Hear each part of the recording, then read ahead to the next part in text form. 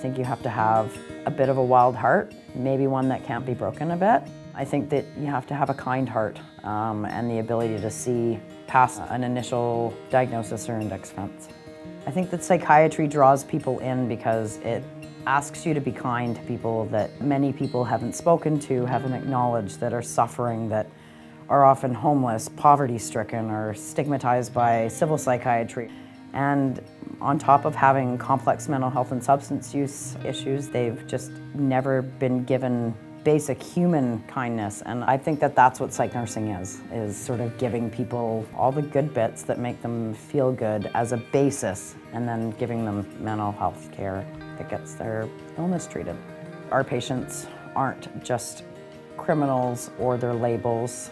I would say a majority of our patients are patients that maybe fell through service gaps in other areas, or that they ended up within the criminal justice system, and that often it takes years for our patients to build up to the point where they end up in this system. And then I would like the public to know that our patients recover, that recovery is possible in forensic psychiatry, that people's symptoms are treatable.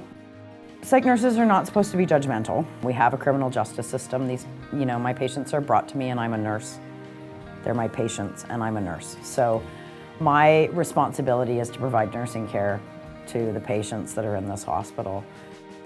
Our patients really have had the worst day of their lives when somebody has come into conflict with the law, when they have perhaps done something grievous. They've lost everything. They've lost their jobs, their families, their anonymity, their ability to think about getting married, having families. Perhaps they've hurt a family member, maybe they've lost their family. Perhaps substance use is involved, and there's that whole other piece to it. Our patients come in needing the bottom of the pyramid. They need safety, they need belonging, they need compassion, they need that before we can start working them up towards recovery. My own experiences having, a child in hospital has taught me to remember every single day that I am looking after somebody's family member.